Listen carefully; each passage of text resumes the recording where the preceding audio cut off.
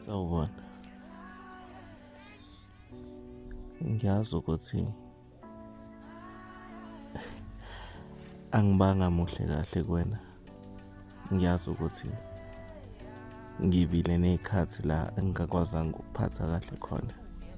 Kepha ngiyacela wazi ukuthi ungubambo lwami, wena uyisithando sami.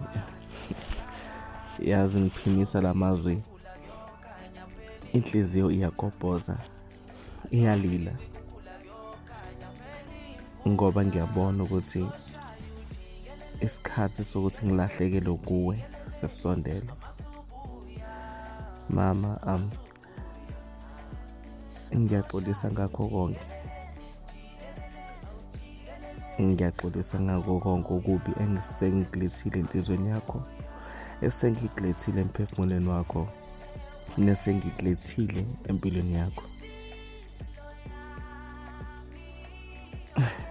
Ngiyafisa mama ukuthi mina nawe sihlezi ndawonye. Ngiyakuthanda mama.